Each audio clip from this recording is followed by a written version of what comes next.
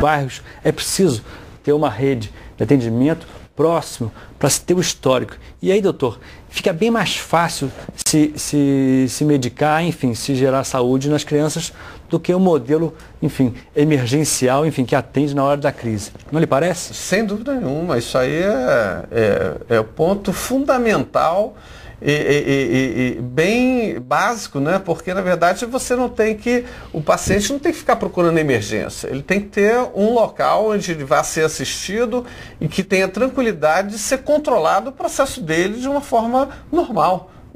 Normal. Isso é o que seria o esperado, né? Seria o paciente ter o seu processo controlado pelo médico e que ele vá na emergência numa situação excepcional e que aí ele não vai ter uma reação tão intensa porque ele está sendo controlado, o processo alérgico dele, isso sem dúvida nenhuma de grande importância. Para isso é importante que se conheça o histórico desse paciente minimamente, né? Para não ter esses casos. E, doutor Pedro Paulo, em relação às mães que, por exemplo, a criança teve um problema, foi indicado que tomasse um tipo de antibiótico, a criança volta a ter aquele problema e a mãe vai comprar aquele antibiótico sem a prescrição médica. Isso acontece muito, existe muito em pediatria essa questão da automedicação? Infelizmente existe. Tá? A gente vê, o médico prescreve, muitas vezes a mãe dá 3, 4 dias. Isso é péssimo, né? Isso só cria resistência, isso só, na verdade, vai trazer um problema mais à frente, né? Nós vamos ter bactérias mais resistentes, isso é uma coisa muito séria. Só fazer um parênteses rápido, o uso, vamos dizer, abusivo, entre aspas, se a gente pode dizer isso, de antibiótico, não é uma coisa brasileira não, tá? Se a gente for nos outros países desenvolvidos, às vezes eles também usam mais antibiótico que devem, infelizmente, tá? Mas isso é uma coisa que tem que haver um controle maior mundial em relação a isso. Não é porque o Brasil é um país mais pobre, que usa mais antibiótico, não. Também nos países acontece isso. Obviamente que uma criança bem acompanhada, né, como foi referido, isso é muito mais difícil, porque a criança sendo bem controlada, esse risco diminui muito, né, você ficar usando antibiótico de uma forma desnecessária. Né? Certo.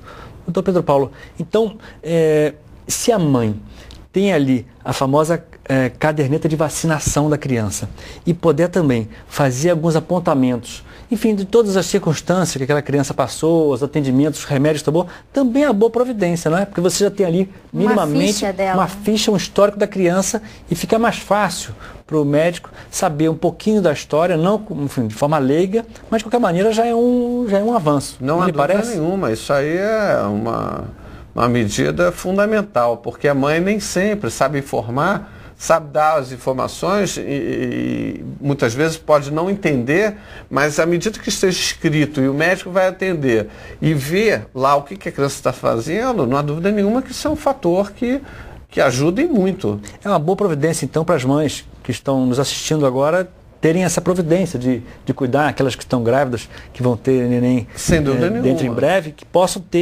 esse documento e acompanhamento. Escrever ali um diário de saúde da criança. Existem, eu não sei se onde nos Estados Unidos, mas que a mãe anda com um folhetinho, em que esse folhetinho lá tem tudo do histórico da criança. Então esse folheto, esse livrinho, ele é básico, na verdade, que a gente... o médico deveria, na verdade, escrever as coisas básicas para poder, numa situação dessa, poder, vamos dizer assim, nessas informações. Dar essas informações para o médico que está atendendo. Porque o nosso hábito são as mães, enfim, e os pais também, terem a caderneta de vacinação. Isso. Ali com as datas, com tudo marcadinho e tal. Isso é uma prática que já é bem habitual no Rio de Janeiro, mas deveria-se ter também esse outro modelo, enfim, talvez agregado à carteira de vacinação, que possa ali conter as informações das visitas ao médico, enfim, as questões relevantes daquela criança. Bom, gente, a gente tem que fazer um pequeno intervalo.